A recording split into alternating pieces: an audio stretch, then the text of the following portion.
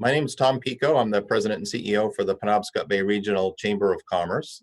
Thank you for joining us today. The Chamber is working hard to share information and resource with our members and businesses and organizations here in the Camden-Rockland region. And we're thrilled today to be able to spend the next hour with Amy Bassett, who is the Maine District Director for the Small Business Administration.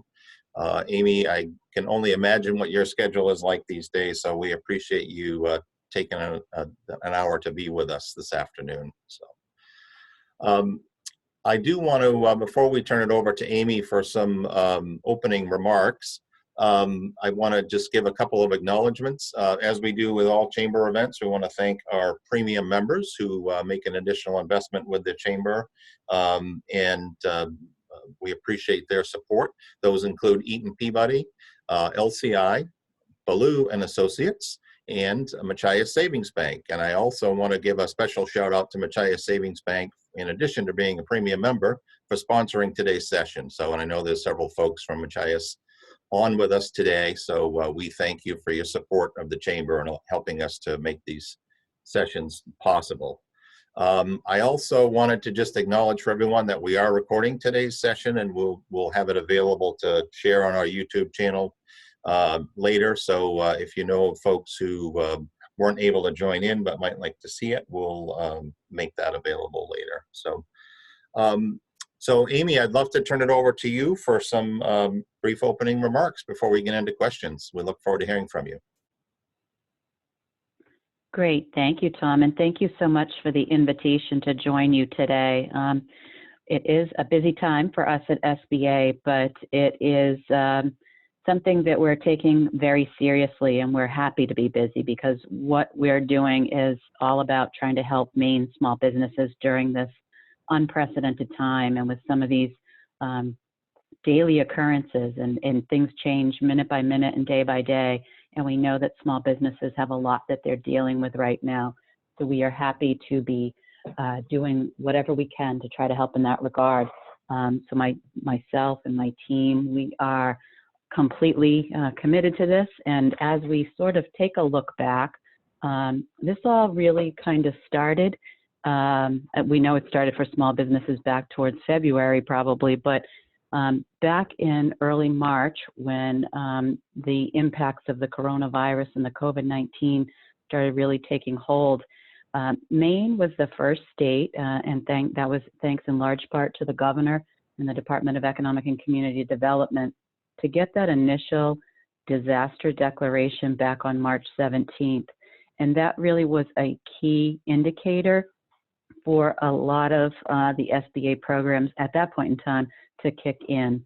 So since that time, the Economic Injury Disaster Loan Program has been available to Maine small businesses, and we did initially a lot of work and a lot of outreach in that regard to help businesses realize what was available through that program.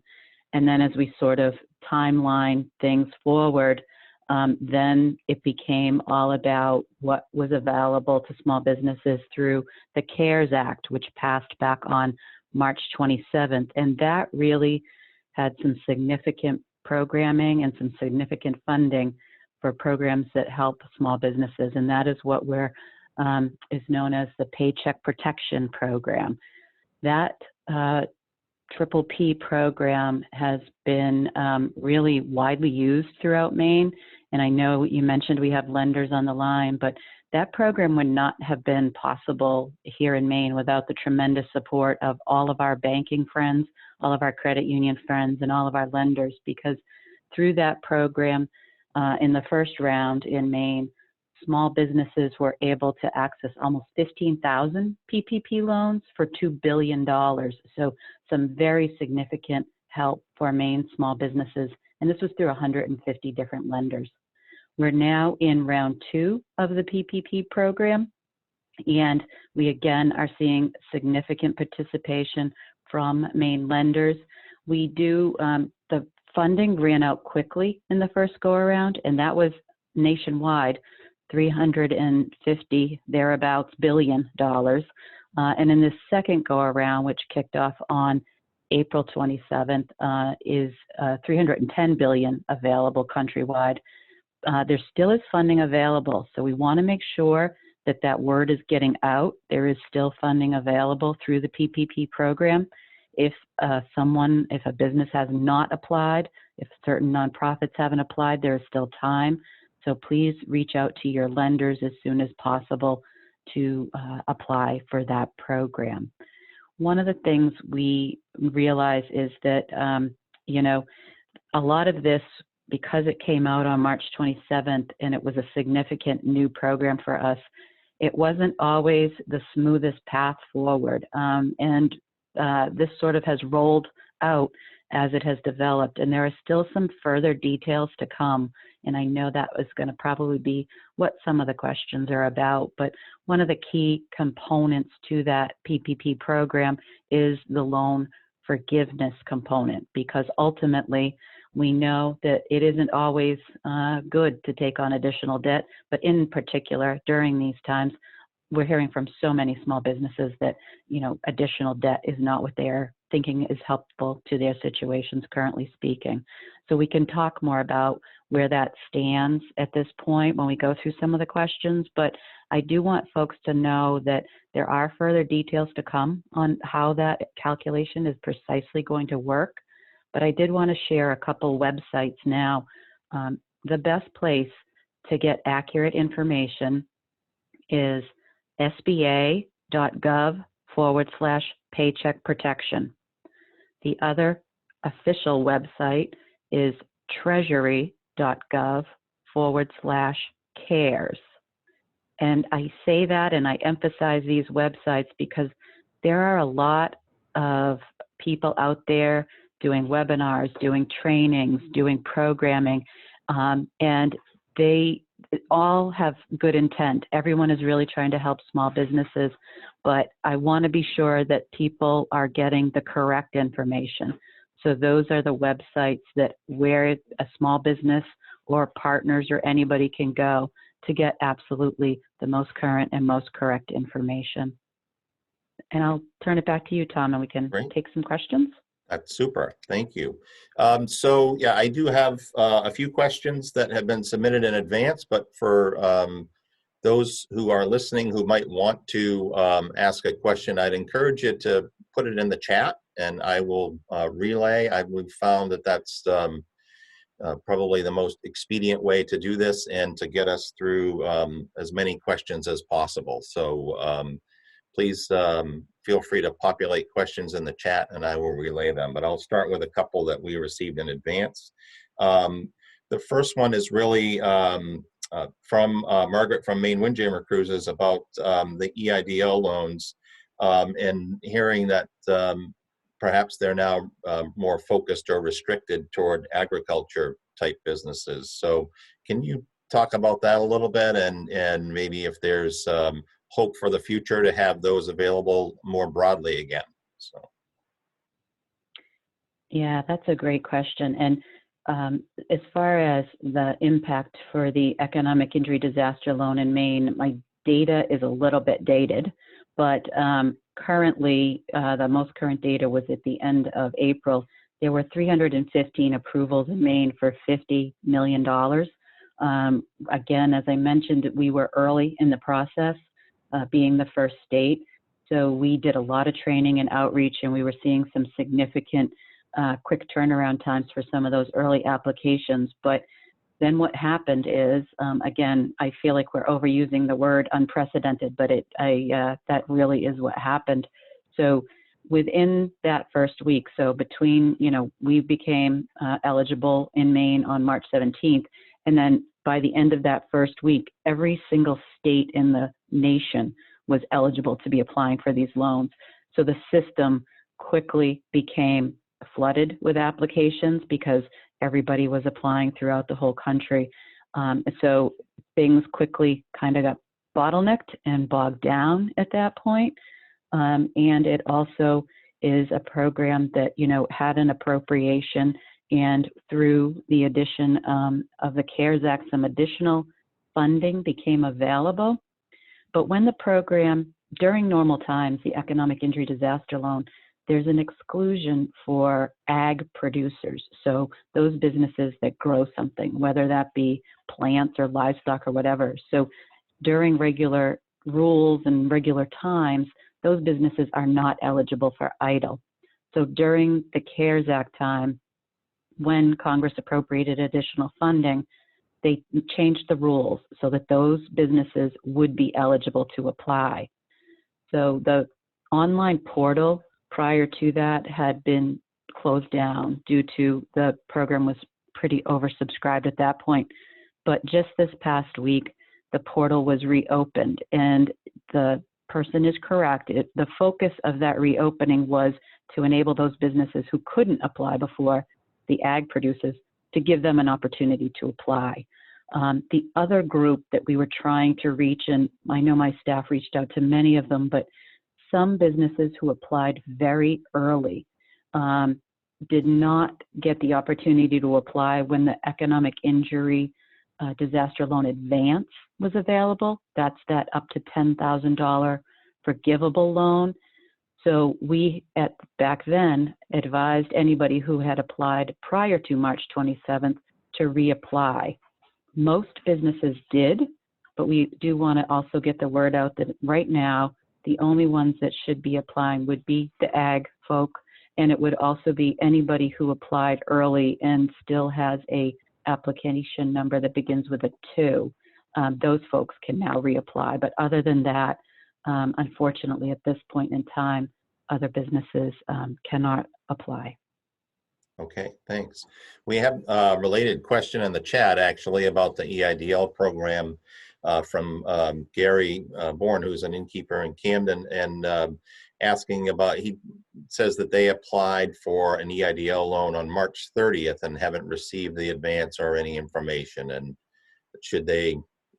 how should they proceed to follow up on that? You had mentioned anything before March 27th, but it sounds like he was right after that. And he also asks about how do you ask for a certain EIDL loan amount, and I'll let you clarify that, but I believe it's based on number of employees, if I'm understanding it correctly, $1,000 a person. Is that true? Right. So there's a couple different components now.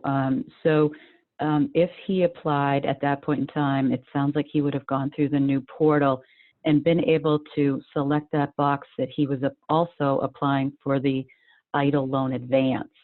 That is the up to $10,000 forgivable component, which is separate from the actual EIDL loan. So what we have been hearing is that many businesses are receiving their funds from the loan advance. And again, that is typically the calculation that we have seen is it's $1,000 per employee up to $10,000. We've heard from a lot of businesses that the money has just been showing up in their account. I'm not sure there's the best mechanism to give folks a heads up or an explanation, but we have been made aware that they're working through those queues. The application, you can imagine the whole country is applying for this. The queues are very long, but so anybody who wants to try to see what the status of their application is, there is an 800 customer service number and there's an email address. So the 800 number is 800-659-2955, or the email address is disaster customer service, all one word, so disaster customer service @ sba.gov. And I will Amy, be are those honest, specific to the EIDL? Those two, the number on the email, or general questions about PPP for those two, or is that specific to EIDL? That is specific to EIDL, yeah. Okay. But locally, while myself and my staff, we can't see the queue, we can't see what position these folks are in. I just want to be sure that you can always reach out to our office at 622-8551 as well. Super. All right. 622-8551. Is that what you said? Right. Okay. Correct. Yep. Thank you. So we had another question in advance about the SBA not accepting any more applications, but that's really not the case, right? I mean, it sounds like there wasn't a specific program mentioned, but in terms of PPP, you had said earlier that you, through your local financial institution, you can still apply for that. And as we discussed, the EIDL is currently limited to the agriculture sector. So I had another question from another innkeeper in Rockport. Says, we own 2 small hotels and we received a small amount of funding through the PPP. Per the governor's orders, all lodging, of course, is closed. And our staff are cleaning personnel and 2 front desk folks, and can't take any reservations until July 1st. So the question is really, how do we spend the 75% to payroll? And also, I've seen some guidance come out earlier this week too, I think, from the SBA about, and included in his question, staff that maybe are on unemployment and are choosing not to return, or are saying that they don't want to return to work for either safety reasons, or with the $600 weekly add-on, they are actually financially better off than returning to work, which creates problems for employers trying to return their staff to work. So so maybe if you could touch on that. I've seen some stuff earlier this week about maybe the SBA addressing that. And the other question that this innkeeper had was related to, if I have PPP funding and my folks don't want to come back, could I go hire other people and use that PPP funding for them and have it be forgiven? Yeah, these are all great questions, and we're hearing these questions a lot. And so at the initial high level, this act was really designed to pay people. That's why, it's the Payroll Protection Act. So in that, to maximize the forgiveness, there is the rule that at least 75% of the total loan proceeds must go to pay people. And then there is a requirement in there about maintaining headcount.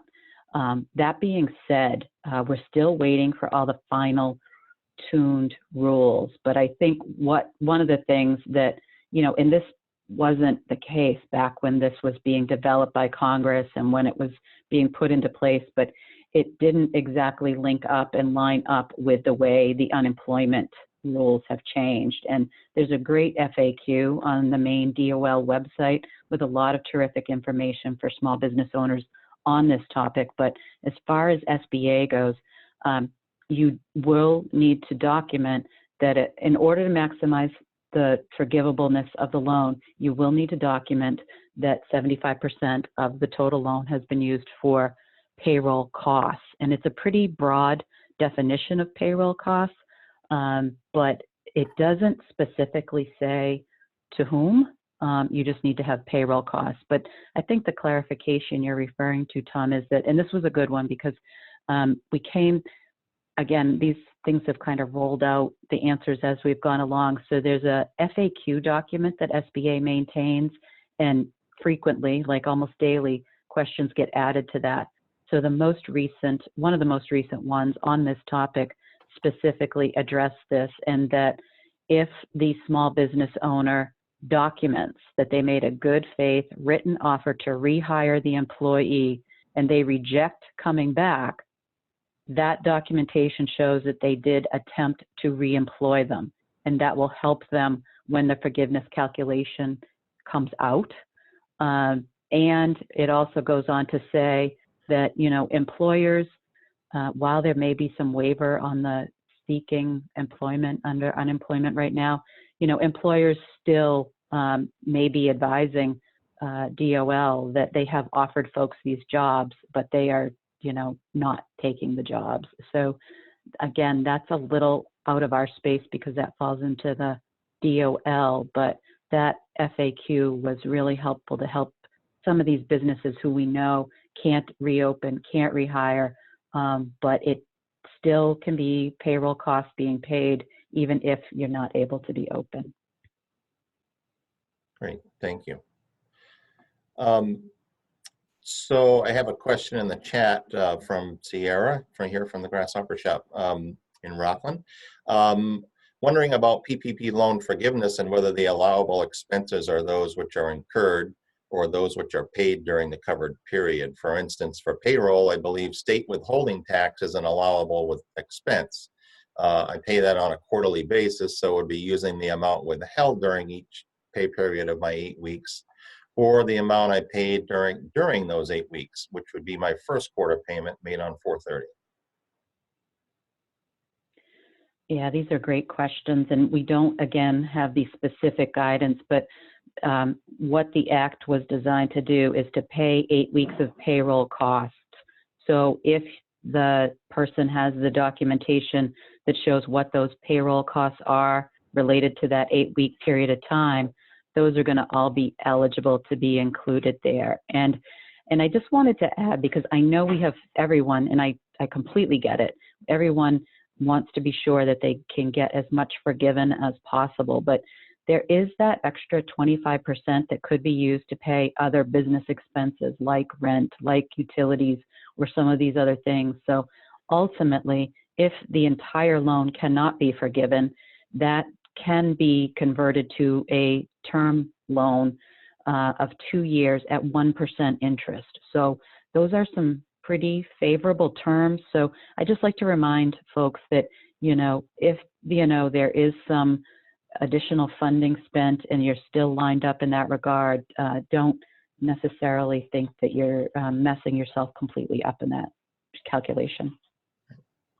So in terms of the payroll tax, we should assume it's at the time that cash is out the door, not, paying for a certain quarter later after your loan has expired, or we're waiting clarification on that?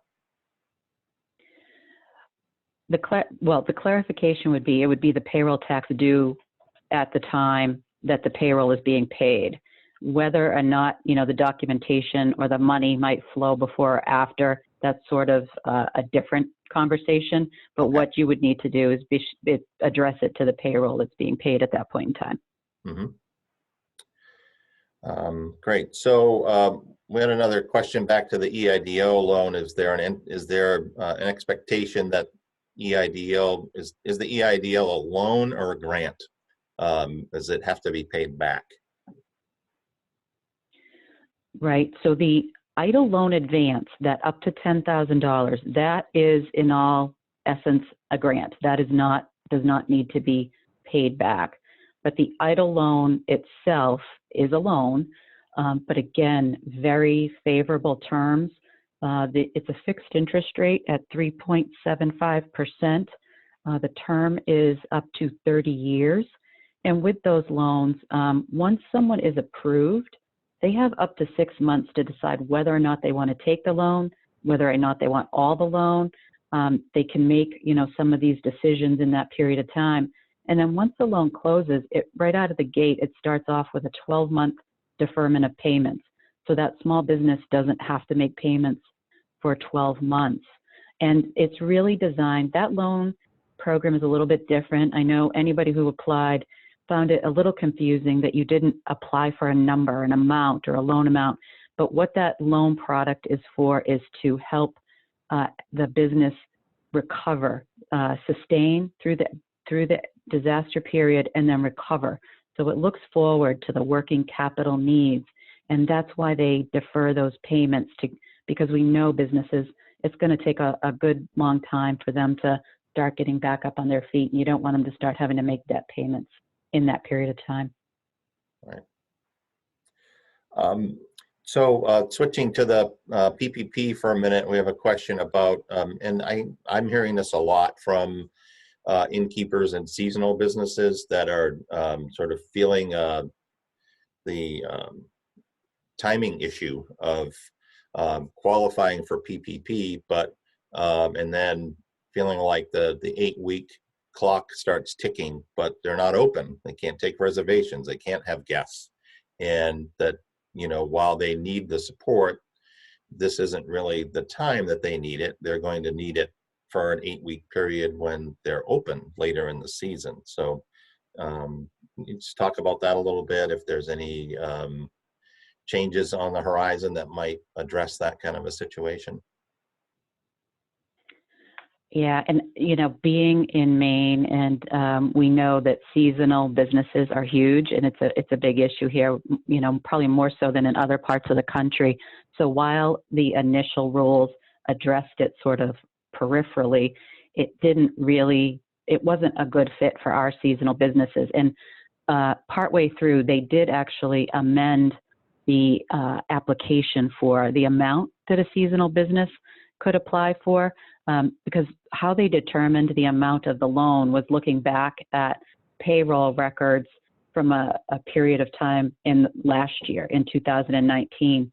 And originally, it was only a period of time like around February and in the winter months. So that wasn't helpful to our summer businesses. So one of the FAQs that they did put out a couple weeks ago was the period of time that they can look at a seasonal employer. They can pick the 8-week period of payroll anywhere between May 1st of 2019 and September 15th of 2019.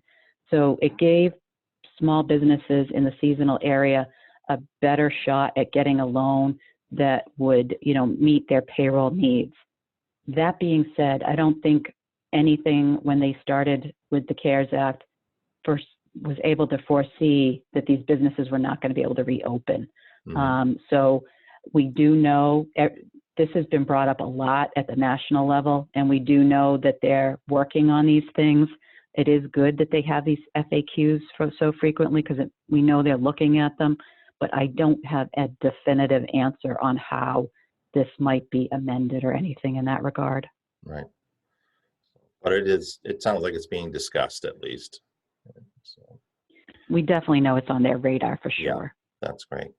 So, and sort of a related question to that would, if you have somebody who applied early on, using that time window that was prescribed in the beginning, and then were approved, then they, subsequently the time window got extended to what period of payroll you could use to help summer businesses. So if you have a seasonal business who applied early and received a lower amount than they might have otherwise if they had waited because the payroll period got expanded, is there a way for them to kind of go back and get reconsidered for that, a more favorable payroll time period from 2019?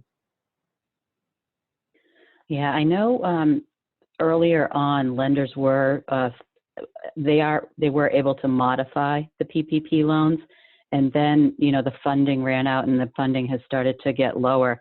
And I know that SBA had some differing guidelines that we were issuing there. But if there is a small business out there that is in that situation, please reach out to our office and let's have a one-off conversation on seeing if we can help in that regard. Okay, great, thank you. So you'd encourage them to call the SBA rather than go back to their lender? Is that how it would work best? Well, it would be great for us to have a conversation with that business so that the lenders have been terrific, and they have asked us a ton of questions and kept up on the rules. But, sometimes if we can help kind of talk things through, it might kind of smooth the path out a little bit. Right. Okay. Back to the EIDL loan, there's a question about how is that calculated, not the advance, but the ultimate loan, and is there a way for a business to request a certain amount, or is it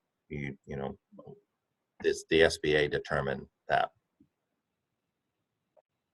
Ultimately, the loan processor at the SBA will determine the loan amount, and it's based on the working capital needs of the business.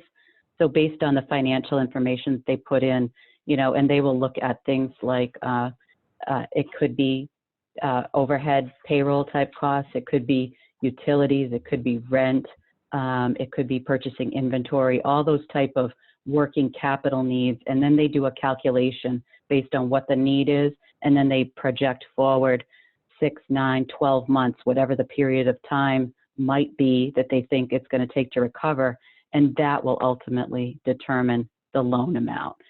Sometimes what we do find is that if the loan amount is more than what the small business thinks they might need, they can request less. Depending on the loan amount, they're smaller loans, there is not a need for collateral. Smaller loans, there may not be a need for people to guarantee. So these are some of the decisions that a business owner can make, but ultimately the loan processor at SBA determines what the maximum loan amount would be. Okay, thanks. Next question is, if we received minimal PPP and EIDL, what are the next steps to secure capital for businesses since we are forced to remain closed? I think that's in a tourism-driven area like ours, I think this is probably a pretty common concern for folks. Are there other sources or next steps that might be available? Yeah, I know, and it's a very difficult, and I know you're experiencing this, Tom, with a lot of your members. You're hearing this a lot, I'm sure, because when these sort of plans to sort of get things back open and going, a lot of people are very concerned about missing out on our season. In Maine, it's a very short season, and we are very tied to that business in the summer. So as far as when this all sort of started, sometimes you got to start thinking about other than debt opportunities. So what we were always advising folks early on is reach out to your vendors, reach out to your lenders to see if perhaps there's a way they can either restructure your debt, defer payments on your debt, give you some more lenient terms so that you're not having to become past due or not having to make payments when you can't. So those are some avenues that people certainly want to definitely explore. With the CARES Act as well, there was a provision in there for SBA to pay loan payments on all existing SBA loans for the next 6 months. So if a business has a already existing SBA guaranteed loan through a lender or a 504 loan or a microloan through an SBA microloan intermediary, presently speaking, and this started back with the April payments, the SBA is paying 6 months worth of payments for those businesses. So the lenders are on top of this, but I just want to be sure we're getting the word out to the businesses as well, that is a very helpful thing. And then going forward, if, SBA, we have our regular loan guarantee programs that might be helpful, a working capital line of credit through a bank or a credit union, and any loan guaranteed by the agency through September 30th of this year would be eligible for those 6 months worth of payments being made by the SBA. And then finally, I would say we have a tremendous amount of small business resources partners in this state. The SBA partners are the Maine Small Business Development Center, SCORE, and the Women's Business Centers at CEI. We also have the SBA microloan intermediaries and many, many organizations that provide no-cost business advising to small businesses. So I would encourage anyone who hasn't reached out to one of our partners, please do so, because they can often help you kind of go through your situation to figure out some next steps, give you some ideas and thoughts, and be a good sounding board in this regard. Great.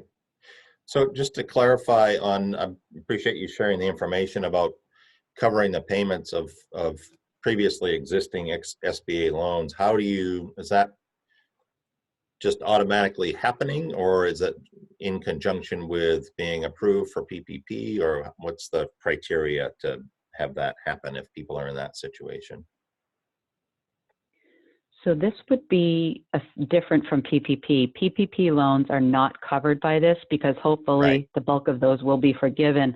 But for the existing SBA loans, SBA has reached out directly to the banks and the credit unions that are holding these loans. So we're working directly with them to handle that system of getting those payments accounted for the customers.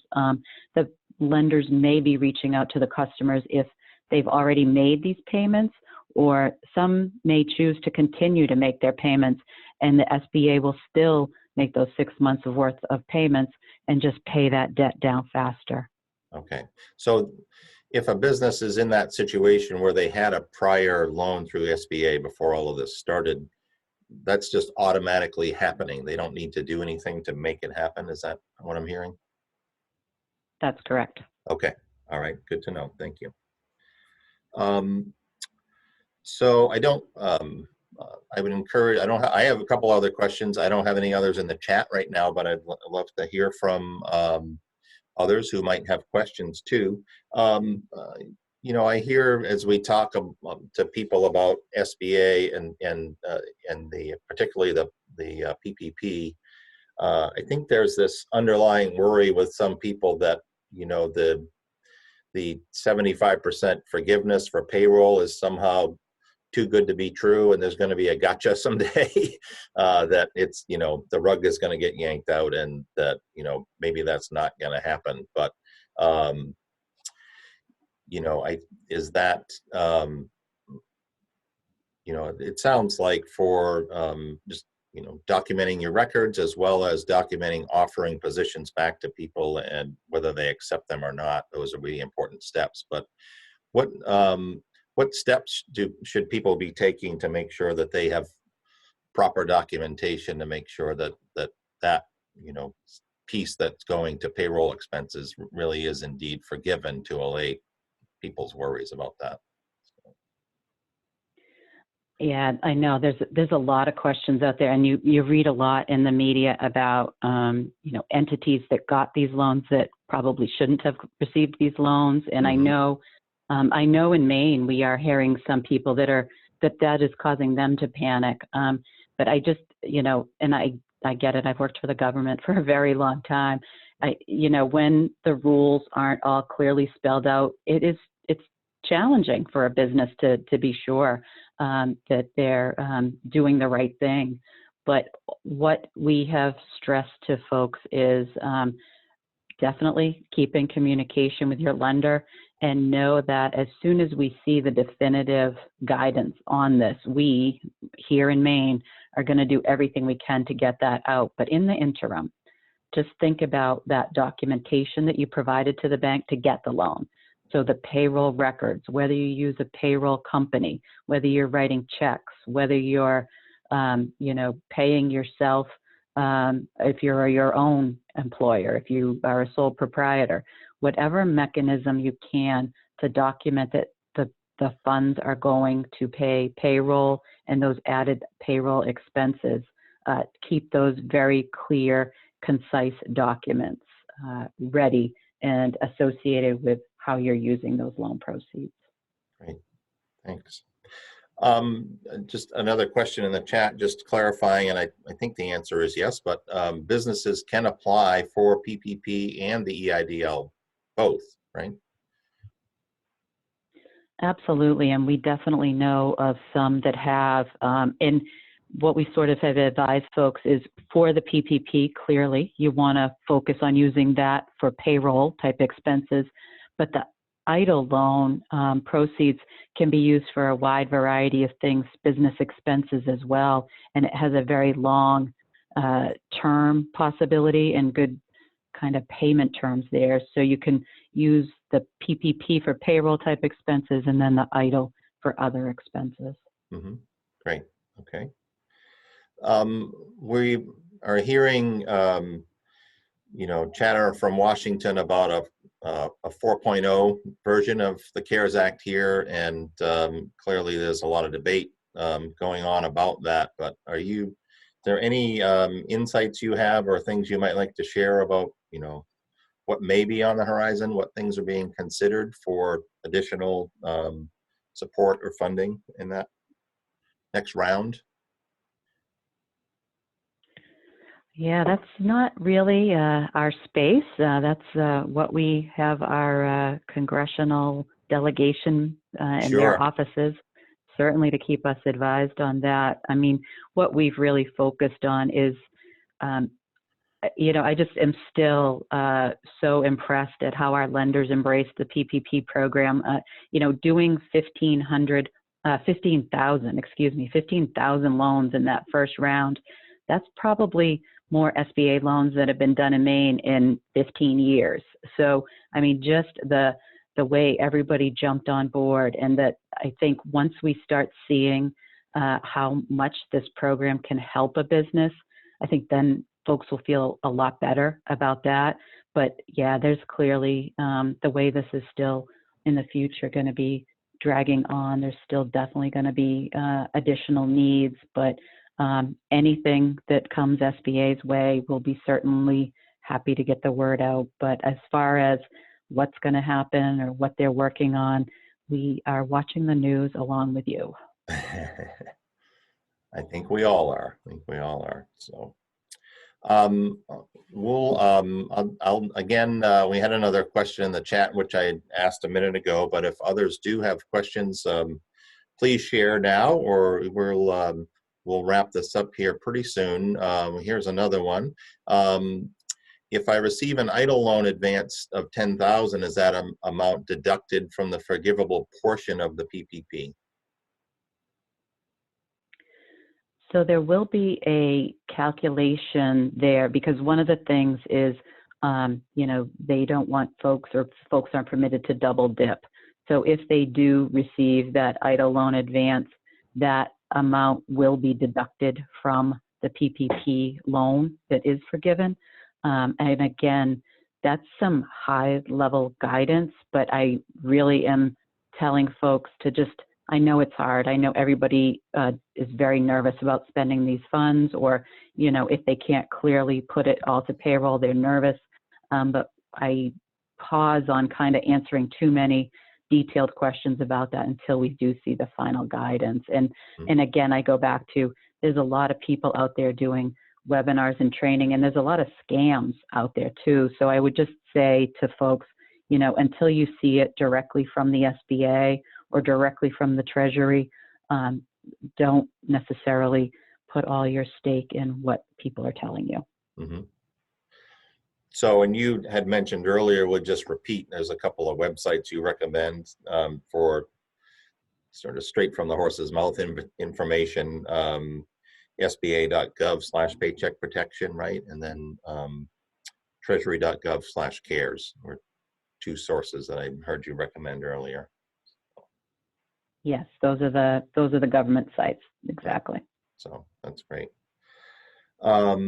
And then, if I could, Tom, sure. we did, and we haven't heard it so much recently, but when we had PPP the first round, there were some scams out there. There were entities and people approaching businesses in Maine. They were representing that they were from SBA, but they were scams. So again, if anybody feels like something sounds too good to be true, or they think it's a scam, please reach out to our office again at 622-8551, because we have been made aware of these things are going on out there. That's good to know. Thank you. So we do have another question. It says we applied for the EIDL in the period before the website closed down. We have an app number beginning with 33 around April 4th. Should we be expecting that we'll hear back on our application? So that number means that you are in the current queue, and we have many folks in this space, and many of them have contacted our office trying to find status updates, and it pains me as someone who has tried to help small businesses my whole entire career that I cannot tell you where you stand in line, but you are in line, and you are in the queue if that's when you applied, and that's the number that you have.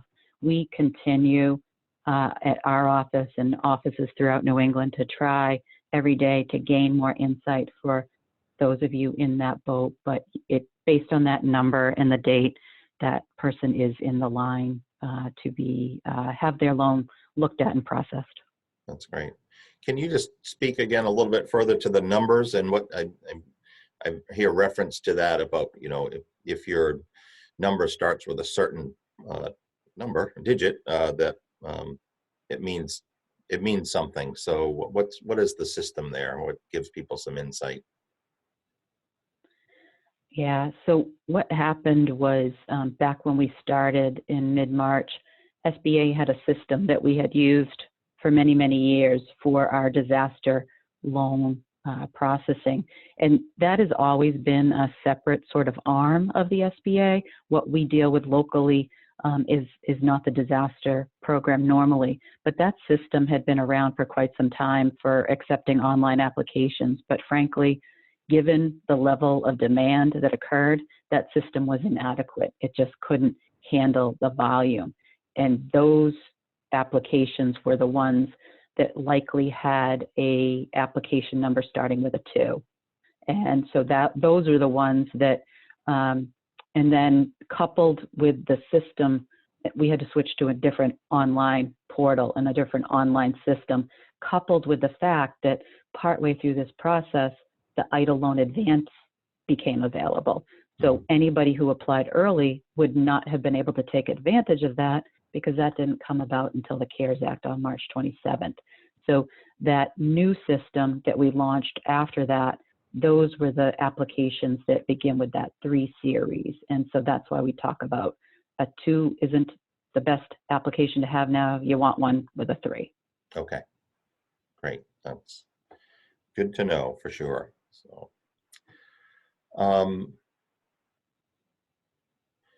So it says, next question, I'm looking at the application for EIDL right now. It says first option for eligibility is applicant is a business with not more than 500 employees. So can a non-agricultural business apply for an EIDL loan right now? Or is that not even being accepted to potentially get in the queue if it opens up again? Yeah, we just found out about this queue, the portal reopening for EIDL earlier this week. And so I know it looks like on the front page that anybody can apply, and certainly anybody can, but what we're told is on the back end, once that application is received, if that business is not an ag-related business that couldn't apply before, or if it's not somebody who needs to reapply because they don't have a current application number. So if it's a brand new person, we're told that those will be screened out on the back end as not able to apply right now. Okay. All right, good to know.